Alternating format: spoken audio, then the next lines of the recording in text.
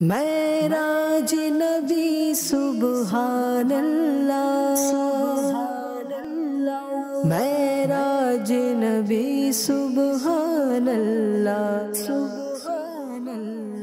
সারিবদ্ধ হয়ে হুরো গিলমা।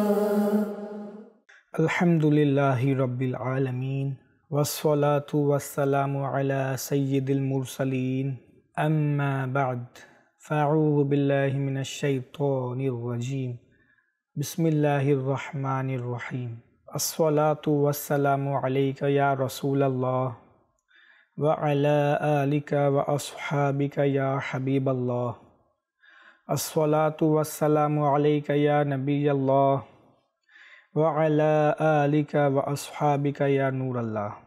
মাদানী চ্যানেলের দর্শকবৃন্দ, বিস্ময়কর সফর অনুষ্ঠানে আপনাদের সকলকে জানাই আন্তরিক শুভেচ্ছা। আসুন সর্বপ্রথম আমরা নবী করিম রউফুর রহিম হুজুর সাল্লাল্লাহু আলাইহি ওয়াসাল্লামের উপর দুরূদ শরীফ পাঠ করার ফজিলত শ্রবণ করি। নবী রহমত শফি আর উম্মত নবী করিম রউফুর রহিম সাল্লাল্লাহু তাআলা আলাইহি ওয়াসাল্লামের রহমতপূর্ণ ইরশাদ হচ্ছে, যে ব্যক্তি আমার প্রতি দুরূদ শরীফ পাঠ করবে তার দুরূদ আমার নিকট পৌঁছে যাবে। আমি তার জন্য ক্ষমা প্রার্থনা করব এবং তাছাড়াও তার জন্য 10টি নেকি লেখা হবে। সুবহানাল্লাহ। দর্শকবৃন্দ, আমাদেরকেও উচিত বেশি বেশি করে প্রিয় নবীর উপর দুরূদ শরীফ পাঠ করা। সল্লু আলাল হাবিব সাল্লাল্লাহু তাআলা আলা মুহাম্মদ সাল্লাল্লাহু তাআলা আলাইহি ওয়াসাল্লাম সালাতাম ওয়া সালামান আলাইকা ইয়া রাসূলুল্লাহ। দর্শক শ্রোতা, আমাদের আলোচনা চলছিল প্রিয় নবী সাল্লাল্লাহু তাআলা আলাইহি ওয়াসাল্লামের মেরাজ গমনের ব্যাপারে, যে প্রিয় নবী সাল্লাল্লাহু আলাইহি ওয়াসাল্লাম হযরত উম্মে হানি রাদিয়াল্লাহু তাআলা আনহুর বাসা হইতে বুরাকের উপর আরোহণ করে বাইতুল মুকাদ্দাসের দিকে যাত্রা দিচ্ছেন এবং এই মধ্যখানের সফরের সময়ে প্রিয় নবীকে অনেক অলৌকিক বিষয়াদি দেখানো হয়েছে। প্রিয় নবীকে কয়েকটি স্থানে দাঁড়িয়ে নামাজ পড়ানো হয়েছে। অতঃপর এখনও বাইতুল মুকাদ্দাসে প্রিয় নবী পৌঁছান নাই, তার পূর্বে প্রিয় নবী সাল্লাল্লাহু আলাইহি ওয়াসাল্লামকে আলামে বারজাখের অর্থাৎ মানুষদের গুনাহের কারণে তাদের সাথে কেমন কেমন আচরণ করা হচ্ছে, তাদেরকে কি কি শাস্তি প্রদান করা হচ্ছে, এই সবগুলি দৃশ্য প্রিয় নবী সাল্লাল্লাহু আলাইহি ওয়াসাল্লামকে এই সফরের মধ্যখানে দেখানো হয়েছে। যেমন প্রিয় নবী রাসূল আরবি হুজুর সাল্লাল্লাহু আলাইহি ওয়াসাল্লাম মেরাজের রাতে এমন একটি গোত্রের অর্থাৎ লোকদের নিকট তশরিফ নিয়ে গেলেন যাদের মাথা পাথর দ্বারা পিষ্ট করা হচ্ছিল। যখনই মাথা সম্পূর্ণ পিষ্ট করা হয় তখন সেটা পূর্বের ন্যায় ঠিক হয়ে যায় এবং এই শাস্তি এভাবেই চলতে থাকে যে তাদের মাথাকে বারবার পিষ্ট করা হচ্ছে, প্রত্যেকবার তাদের মাথা আবার পূর্বের ন্যায় ঠিক হয়ে যায়। এই ভয়ানক এবং এত হৃদয় বিদারক শাস্তির দৃশ্য দেখে প্রিয় নবী সাল্লাল্লাহু আলাইহি ওয়াসাল্লাম ইরশাদ করলেন, হে জিবরিল, এরা কারা? তো প্রিয় নবী সাল্লাল্লাহু আলাইহি ওয়াসাল্লাম আরজ করলেন, এরা ওই সকল লোক যাদের মাথা নামাজ পড়ার কারণে ভারী হয়ে যেত। আল্লাহু আকবার। অর্থাৎ ফরজ নামাজ আদায় করতো না। এই হাদিসে মোবারকাটি যে প্রিয় নবী মেরাজের সফরে এ দৃশ্য অবলোকন করেন তা মুসনাদে বাজ্জারের মধ্যে রয়েছে, সহি একটি হাদিস। এখানে নামাজের ব্যাপারে আমাদেরকে সতর্ক করা হয়েছে। আমরা পূর্বেও শুনেছি যে রাসূল করিম সাল্লাল্লাহু আলাইহি ওয়াসাল্লামকে এই কারণে মেরাজের সফর করানো হয়েছে, মেরাজের মতো মোজেজা প্রদান করা হয়েছে, কারণ অন্যান্য যত আম্বিয়া কেরাম আলাইহিমুস সালাতু ওয়াস সালামগণ, নবী রাসূলগণ, তারা যাও সাক্ষী দিয়েছেন নিজের উম্মতিদেরকে, তারা যা যা নিজের উম্মতিদেরকে বলেছেন সব কিছু তারা শুনে বলেছেন, বা আল্লাহ তাআলার ওহী পেয়ে তারা উম্মতদেরকে বলে দিয়েছে, কিন্তু তারা নিজেরা দেখেন নাই। যেমন পূর্বেকার নবী রাসূলগণও নিজের উম্মতিদেরকে বলেছিলেন যে তোমরা ইবাদত না করলে, আল্লাহর সন্তুষ্টি কামনা না করলে, গুনাহ করলে তোমাদের জন্য শাস্তি রয়েছে, অমুক অমুক কষ্ট এবং আযাব রয়েছে। কিন্তু তাদের ওই সব কিছু ছিল শোনা, বা আল্লাহ তাআলার পক্ষ থেকে আল্লাহ তাআলা যা ওহী করেছিলেন ওই ওহীর বার্তা তারা দিয়েছেন নিজের উম্মতিদেরকে। কিন্তু প্রিয় নবী সাল্লাল্লাহু আলাইহি ওয়াসাল্লামকে আল্লাহ তাবারাকা ওয়া তাআলা মেরাজের রজনীতে দেখিয়ে দিলেন, এবং প্রিয় নবী তার এই সকল কিছু প্রত্যক্ষ করে পৃথিবীতে এসে নিজের জিহ্বা মুবারক দ্বারা, নিজের জবান মুবারক দ্বারা আমাদেরকে ইরশাদ করলেন। তো প্রিয় নবীকে অনেক কিছু দেখানো হয়েছে যে কেমনভাবে এবং কিভাবে বান্দাদেরকে শাস্তি দেওয়া হচ্ছে, আর তাদের শাস্তি দেওয়ার পেছনে কারণ কি। তো সর্বপ্রথম প্রিয় নবীকে যে বান্দাদের শাস্তির দেখানো হয়েছে তা হচ্ছে নামাজ না পড়ার শাস্তি। যে বান্দাদের উপর শাস্তি হচ্ছে, আযাব হচ্ছে, আর কত ভয়ঙ্কর শাস্তি, যে তাদের মাথাকে চুরমার করে দেয়া হচ্ছে। আর এর কারণ হচ্ছে তারা নামাজ আদায় করতো না। এটা কন্টিনিউয়াসলি বারবার তাদের সাথে হচ্ছে। তো প্রিয় মদিনা চ্যানেল দর্শকবৃন্দ, আমাদের উচিত আমাদের মধ্যে থেকে কেউ যদি আমরা নামাজ না পড়ি তো আল্লাহর কাছে তওবা করে নিই, পূর্বের নামাজের কাজা করি, এবং আর কখনো যেন আমরা নামাজকে ত্যাগ না করি। নিজের ফরজ নামাজগুলোকে যেন আমরা অবশ্যই আঁকড়িয়ে ধরে রাখি, এবং প্রত্যেক ওয়াক্তের সময় যেন আমরা প্রত্যেক ওয়াক্তের নামাজ আদায় করি। মুসলিম শরীফের মধ্যে রয়েছে, ইন্না বাইনা রজুলি ওয়া বাইনা শিরকি ওয়াল কুফরি তারকা সলাহ। প্রিয় নবী সাল্লাল্লাহু আলাইহি ওয়াসাল্লাম ইরশাদ করেন, মানুষ ও কুফরির মধ্যে পর্দা হল নামাজ ত্যাগ করা। কাফিরও মানুষ, মুসলমানও মানুষ। কাফির এবং মুসলমানের মধ্যখানে যে বিষয়টি পার্থক্য সৃষ্টি করে, যে বিষয়টি পর্দা সৃষ্টি করে, সেটা হচ্ছে নামাজ। নামাজের মাধ্যমে বোঝা যায় যে এ হচ্ছে একজন মুসলমান ব্যক্তি যে নামাজ আদায় করছে।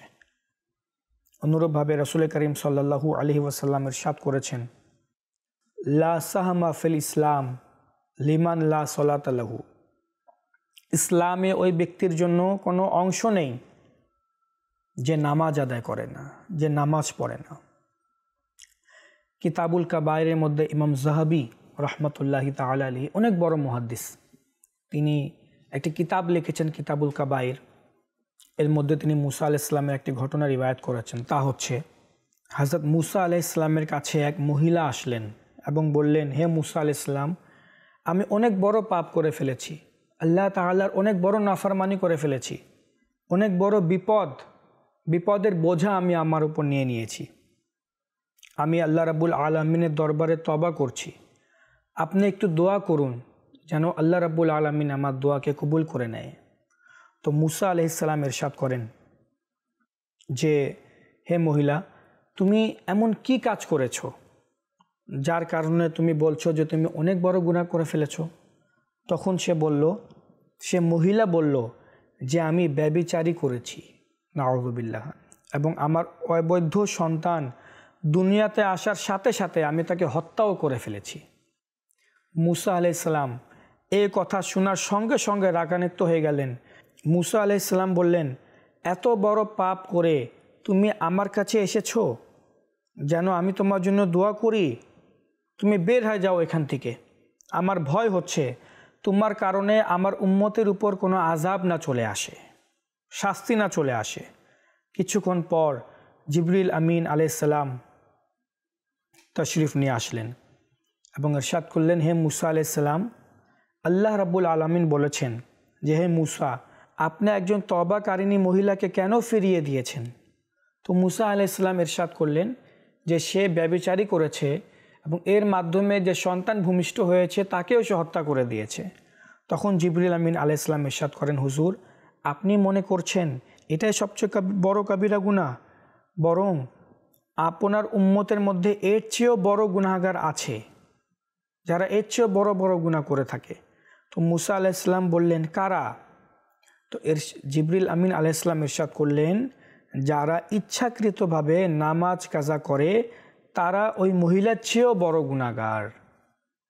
তো এই ঘটনা দ্বারা আমরা বুঝতে পারলাম যে যারা নামাজ আদায় করে না তাদের জন্য অনেক বড় শাস্তি, অনেক বড় আযাব, এবং তাদের আমল নামায় আল্লাহ রাব্বুল আলামিনের পক্ষ থেকে শুধু নাফরমানি এবং অনেক গুনাহ এবং পাপ লেখা হয়। আমাদের উচিত আমরা যেন এই প্রিয় নবীর মেরাজের সফর হতে শিক্ষা গ্রহণ করি, যেন কখনো নামাজ কাজা না করি, বেশি বেশি করে নামাজ আদায় করি। অনুরূপভাবে প্রিয় নবী সাল্লাল্লাহু তাআলা আলাইহি ওয়া আলিহি ওয়াসাল্লাম আরেকটু সামনের দিকে যখন অগ্রসর হন, তো এমন একটি সম্প্রদায়কে দেখলেন বা দলকে দেখলেন যারা গরু ছাগলের মতো চলছিল, অর্থাৎ গরু ছাগলের মতো তাদের চড়ানো হচ্ছিল, যেন গরু ছাগলের পাল চড়ায় না, ঠিক সেভাবে চড়ানো হচ্ছিল, এবং জাহান্নামের একটি ফল, জাক্কুম ফল এবং পাথর বক্ষণ করছিল। প্রিয় নবী সাল্লাল্লাহু আলাইহি ওয়াসাল্লাম ইরশাদ করলেন, হে জিবরিল, এরা কারা? তো প্রিয় নবী সাল্লাল্লাহু আলাইহি ওয়াসাল্লাম ইরশাদ করলেন, এরা ওই সকল বান্দা যারা জাকাত প্রদান করতো না। আল্লাহ রাব্বুল আলামিন তাদের উপর জুলুম করছেন না, কেননা আল্লাহ তাআলা নিজের বান্দাদের প্রতি অত্যাচারিত নন। মানে কত ভয়ানক শাস্তি আল্লাহ রাব্বুল আলামিন তাদেরকে দিচ্ছেন যারা যথাসময়ে নিজেদের জাকাত আদায় করতো না। কোরআনে পাকের মধ্যে আল্লাহ তাবারাকা ওয়া তাআলা যারা জাকাত আদায় করে না তাদেরকে উদ্দেশ্য করে ইরশাদ করেন, ওয়াল্লাযীনা ইয়াকনিজুনা আয-যাহাবা ওয়াল ফিদ্দাতা ওয়া লা ইউনফিকুনাহা ফি সাবিলিল্লাহ ফাবাশশিরহুম বিআযাবিন আলীম। আল্লাহর পথ থেকে ওই সব লোক যারা সঞ্চিত করে রাখে স্বর্ণ এবং রৌপ্য এবং তা আল্লাহর পথে ব্যয় করে না, তাদেরকে সুসংবাদ শুনিয়ে দিন বেদনাদায়ক শাস্তির। আল্লাহু আকবার। যেদিন উত্তপ্ত করা হবে জাহান্নামের আগুনের মধ্যে, অতঃপর দাগ দেয়া হবে তাদের শরীরের বিভিন্ন স্থানে এবং তাদেরকে বলা হবে, এটাই হচ্ছে তাই যা তোমরা নিজেদের জন্য তোমরা সঞ্চয় করে রাখতে, এখন স্বাদ গ্রহণ করো। ফাযুকু মা কুনতুম তাকনিজুন, তোমরা যা সংরক্ষণ করে রাখতে এখন এর স্বাদকে গ্রহণ করো। তো বোঝা গেল প্রিয় নবী সাল্লাল্লাহু আলাইহি ওয়াসাল্লামকে জাকাত প্রদান যারা করে না তাদেরকে কি রকমের শাস্তি প্রদান করা হবে এর উদাহরণ দেখিয়ে দেয়া হলো। আর প্রিয় নবী সাল্লাল্লাহু আলাইহি ওয়াসাল্লাম তা আমাদেরকে ইরশাদ করে, আমাদেরকে বয়ান করে, আমাদেরকে শিক্ষা দিচ্ছেন যেন আমরা যথাসময়ে সঠিকভাবে নিজেদের জাকাত প্রদান করি। আচ্ছা, আমরা অনেকেই যখন জাকাত প্রদান করি, তো যখন আমাদের জাকাত আদায়ের সময় হয় একটা নির্দিষ্ট অঙ্কের টাকা নিজেদের ব্যাংক ব্যালেন্স থেকে বের করে আমরা আদায় করে দিই, অথচ শরীয়তের নিয়ম কানুন হচ্ছে যে 2.5% যতটুকু জাকাত, যতটুকু আপনার কাছে সম্পত্তি রয়েছে, টাকা পয়সা রয়েছে, তার 2.5% আপনাকে আল্লাহর রাস্তায় জাকাত বের করতে হবে। তো ওই 2.5% বের করার জন্য আপনার কাছে যা যা রয়েছে, যেগুলা জাকাত বের হয়, আমরা অনেকে এটাও জানি না কোন কোন জিনিসের জাকাত বের করতে হয়। তো ওই সকল জিনিসের ব্যাপারে জ্ঞান অর্জন করে তারপর হিসাব করে 2.5% জাকাত বের করতে হয়। আমি আমার মতো করে একটা টাকা, অঙ্কের টাকা বের করে আমি গরিব মিসকিনদের দিয়ে দিলাম, মসজিদ মাদ্রাসায় দিয়ে দিলাম, এইভাবে করে আমি মনে করলাম আমার জাকাত আদায় হয়ে গেল। তো এভাবে কখনো জাকাত আদায় হবে না, আপনি গুনাহগারের ভাগীদার হবেন। এভাবে করে কখনো জাকাত আদায় হবে না। এভাবে যারাও করে তারা গুনাহগার হয়ে থাকে এবং তারা তাদের মতোই যারা জাকাত আদায় করছে না। তাই শরীয়তের নিয়ম কানুন জেনে সঠিকভাবে জাকাত আদায় করার নিয়ত করুন এবং জাকাত আদায়ের জন্য যা যা ইলম এবং জ্ঞান দরকার তাও অর্জন করুন। অতঃপর প্রিয় নবী সাল্লাল্লাহু তাআলা আলাইহি ওয়াসাল্লাম মেরাজের রাতে একদল লোকের কাছে উপস্থিত হয়ে দেখলেন যে তাদের সামনে একটি পাত্রে পবিত্র গোশত রান্না করে রাখা হয়েছে। অদূরেই অন্য এক পাত্রে পচা দুর্গন্ধযুক্ত কাঁচা গোশত অর্থাৎ মাংস রাখা রয়েছে। লোকদেরকে রান্না করে রাখা গোশত থেকে বিরত রেখে পচা ও দুর্গন্ধযুক্ত কাঁচা গোশত খেতে বাধ্য করা হচ্ছিল। তারা চিৎকার করছে এবং একান্ত অনিচ্ছা সত্ত্বেও তা থেকে বক্ষণ করছে। প্রিয় নবী সাল্লাল্লাহু আলাইহি ওয়াসাল্লাম তাদেরকে জিজ্ঞাসা করলেন, এরা কোন শ্রেণীর লোক? এরা কি করত যে তারা তাদের সামনে পবিত্র রান্না করা গোশত রাখা রয়েছে, কিন্তু তারা সেটা বক্ষণ করতে পারছে না, বরং তাদের সামনে যে তাদের পাশে যে কাঁচা দুর্গন্ধযুক্ত গোশত মাংস রাখা হয়েছে সেটা তাদেরকে বাধ্য করা হচ্ছে খাওয়ার জন্য।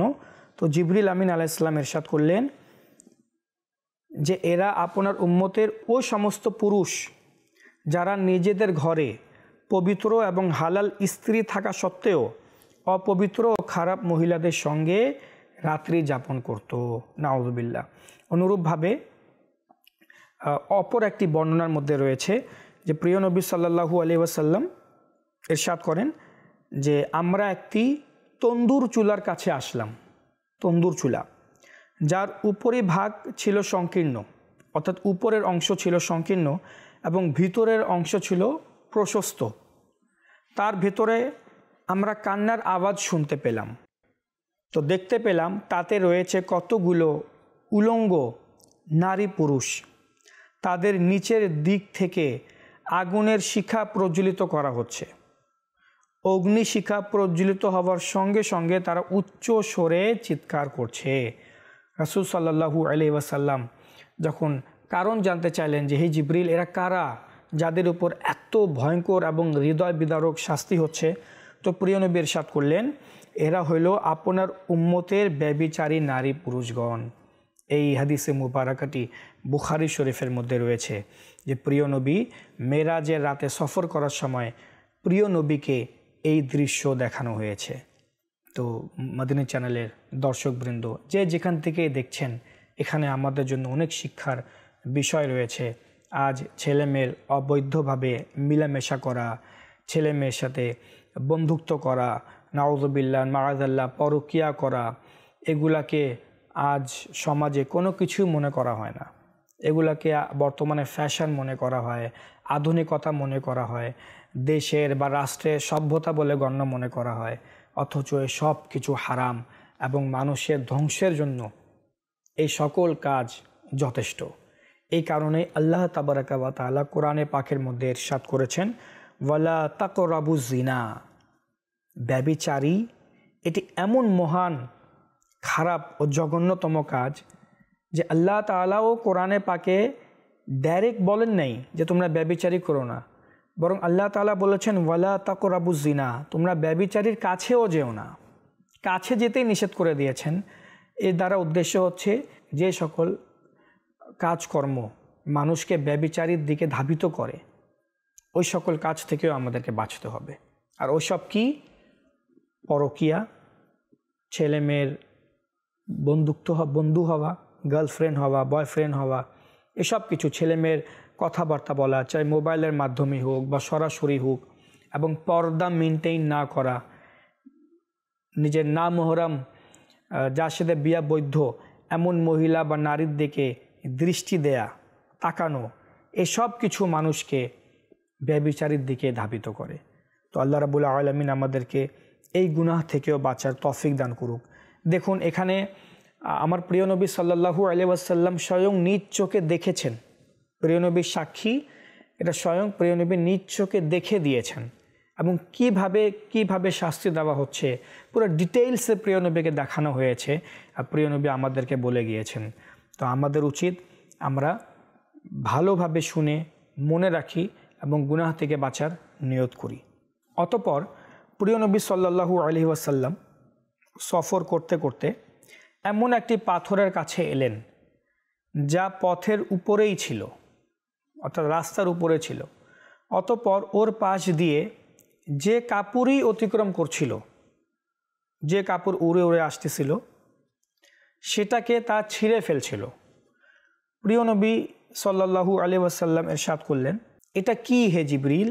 তো জিবরিল আমিন আলাইহিস সালাম ইরশাদ করেন, এটা আপনার উম্মতের সেই সম্প্রদায়গুলোর উদাহরণ যারা রাস্তায় বসে থাকতো, অতঃপর রাস্তার মধ্যে যারা চলাফেরা করতেন সাধারণ মানুষদেরকে তারা কষ্ট দিত, ডাকাতি করত, ছিনতাই করত। আল্লাহু আকবার। তাদের ব্যাপারে এই উদাহরণ হাদিসে মুবারাকাতে দেওয়া হয়েছে।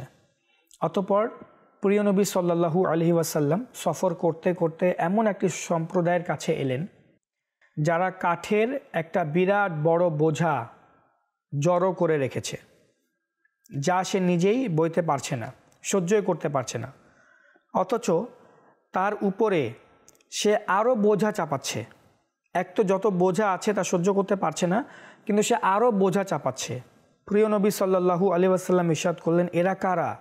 তো জিবরিল আমিন আলাইহিস সালাম ইরশাদ করেন, এরা আপনার উম্মতের এমন লোক যাদের কাছে লোকদের আমানত জমা রয়েছে, যারা মানুষের আমানতকে নষ্ট করে। তাদের শাস্তির কথা বলা হচ্ছে যে তাদের ইন্তেকালের পর তাদের উপর কাঠের বোঝা চাপিয়ে দেওয়া হবে, তারা তা সহ্য করতে পারবে না, কিন্তু তারপরেও তাদের বোঝা আরও বাড়িয়ে দেওয়া হবে যেন তাদের কষ্ট হয়, তাদেরকে শাস্তি দেওয়া হবে। তাই আল্লাহ তাবারাকা ওয়া তাআলা কোরআনে পাকের মধ্যে ইরশাদ করেছেন, ইন্নাল্লাহা ইয়া'মুরুকুম আন তুআদ্দুল আমানাতি ইলা আহলিহা, নিশ্চয় আল্লাহ তোমাদেরকে নির্দেশ দেন যেন আমানতসমূহ যাদের তাদেরকে অর্পণ করো। আল্লাহ রাব্বুল আলামিন আমাদেরকেও মানুষের আমানতের হেফাজত করার তৌফিক দান করুক। অতঃপর তিনি এমন একটি সম্প্রদায়ের কাছে এলেন যাদের জিহ্বাগুলো ও ঠোঁটগুলো জাহান্নামের কাঁচি দ্বারা কাটা হচ্ছিল। তা যখনই কাটা হচ্ছে তখনই সেটা আবার নিজের স্থানে, অর্থাৎ পুনরায় পূর্বের স্থানে ফিরে যাচ্ছে, আবার ঠোঁট তৈরি হয়ে যাচ্ছে, জিহ্বা মুখে আবার ফিরে আসছে। তা যখনই কাটা হচ্ছে তখনই সেটা আবার তৈরি হয়ে যাচ্ছে। তো প্রিয় নবী সাল্লাল্লাহু আলাইহি ওয়াসাল্লাম ইরশাদ করলেন যে এরা কারা হে জিবরিল? তো জিবরিল আমিন আলাইহিস সালাম ইরশাদ করলেন, এরা হচ্ছে ফিতনাবাজ বক্তা, অর্থাৎ ওই সকল লোক যারা অপরকে উপদেশ দিত, অপরকে নেক কাজে বা সৎ কাজের নির্দেশ দিত, কিন্তু নিজের খবর রাখতো না। এখানে ওই সকল মানুষ যারা বয়ান করেন বা বক্তা বা ওয়াইজিন, তাদেরকে ভয় পাওয়া উচিত। অথচ তারপর প্রিয় নবী সাল্লাল্লাহু আলাইহি ওয়াসাল্লাম আরও দেখলেন যে মেরাজের রজনীতে, প্রিয় নবী ইরশাদ করছেন যে মেরাজের রজনীতে আমি দেখতে পেলাম যে একটি রক্তের নদী প্রবাহিত হচ্ছে, তার মধ্যে কিছু ব্যক্তি হাবুডুবু খাচ্ছে। লোকটি মাঝে মাঝে সাঁতরিয়ে তীরে আসার চেষ্টা করলে তীরে দণ্ডায়মান এক ব্যক্তি তার প্রতি পাথর নিক্ষেপ করে তাকে পুনরায় নদীর দিকে তাড়িয়ে দিচ্ছে। তার এই অবস্থা দেখে আমি জিবরিল আমিন আলাইহিস সালামকে জিজ্ঞাসা করলাম যে এ কোন ব্যক্তি? তখন জিবরিল আমিন আলাইহিস সালাম ইরশাদ করলেন, এই ব্যক্তি আপনার উম্মতের মধ্যে সুদখোর, অর্থাৎ যারা সুদ গ্রহণ করে। দর্শকবৃন্দ মনে রাখবেন, যারা সুদ নেয়, সুদ দেয়, সুদের হিসাব কিতাব করে, সুদের খাতায় লেখে, সবাই গুনাহগার এবং তাদের সকলের জন্য এরকম শাস্তি রয়েছে যে রক্তের নদীর মধ্যে তারা হাবুডুবু খাবে। আর তারা যদি এর তীরে আসার বা বের হওয়ারও চেষ্টা করে, পাথর মেরে তাদেরকে আবার সেই রক্তের নদীর মধ্যে ভাসিয়ে দেওয়া হবে, ডুবিয়ে দেওয়া হবে। তো আমাদেরকে উচিত সুদের মতো জঘন্যতম পাপ থেকে নিজেদের হেফাজত করা। হাদিসে মুবারাকাতে রয়েছে, হযরত আবু হুরায়রা রাদিয়াল্লাহু তাআলা আনহু হতে বর্ণিত, প্রিয় নবী সাল্লাল্লাহু আলাইহি ওয়াসাল্লাম ইরশাদ করেন, 4 ব্যক্তিকে বেহেশতে প্রবেশ করতে দেওয়া হবে না। তার মধ্যে থেকে একজন হচ্ছে সুদখোর, যারা সুদ গ্রহণ করে। তো আমাদের উচিত আমরা যা যা শুনেছি, আমরা নামাজের ব্যাপারে শুনলাম, অতঃপর সুদখোরের ব্যাপারে শুনলাম, অতঃপর এটাও শুনলাম যে যারা আমানত বিনষ্ট করে, মানুষের আমানত নষ্ট করে, তাদের জন্য অনেক কঠিন শাস্তি রয়েছে, এটাও শুনলাম। অতঃপর যারা বক্তা, যারা অন্যদেরকে তো বয়ান করে কিন্তু নিজেদেরকে ভুলে যায়, তাদের ব্যাপারেও শুনলাম। আল্লাহ রাব্বুল আলামিন আমাদেরকে এই সকল গুনাহ থেকে নিজেদেরকে বাঁচিয়ে নিজেদের জীবনকে অতিবাহিত করার তৌফিক দান করুক। এরপরেও প্রিয় নবী সাল্লাল্লাহু আলাইহি ওয়াসাল্লামকে আরও অনেক কিছুই পরিদর্শন করানো হয়েছে, আর প্রিয় নবী তা আমাদেরকে বলেও গিয়েছেন। তো ইনশাআল্লাহ আজ্জা ওয়া জাল প্রিয় নবী যা যা বলেছেন যে তিনি কি কি দেখেছেন, এখনও প্রিয় নবী মসজিদুল আকসাতে পৌঁছান নাই, তার পূর্বেই প্রিয় নবীকে এত কিছু দেখানো হয়েছে। মসজিদুল আকসাতে বাইতুল মুকাদ্দাসে পৌঁছানোর পর কি কি ঘটেছে, তারপর আসমানে যাওয়ার পর প্রিয় নবী কী কী প্রত্যক্ষ করলেন, কি কি পরিদর্শন করলেন, আল্লাহর কুদরত কি কি দেখলেন, এই সকল কিছু ইনশাআল্লাহ আজ্জা ওয়া জাল আমরা পরবর্তী অনুষ্ঠানগুলোতে আলোচনা করব। আল্লাহ রাব্বুল আলামিন যা শুনেছে এর উপর আমল করার এবং অপরের নিকট তা পৌঁছানোর তৌফিক দান করুক। আমিন বিজাহিন নবিজিল আমিন সাল্লাল্লাহু আলাইহি ওয়াসাল্লাম। সাল্লু আলাল হাবিব সাল্লাল্লাহু তাআলা আলা মুহাম্মদ সাল্লাল্লাহু তাআলা আলাইহি ওয়া আলিহি ওয়াসাল্লাম। मेराज नबी सुबहानल्लाह, मेराज नबी सुबहानल्लाह, সারিবদ্ধ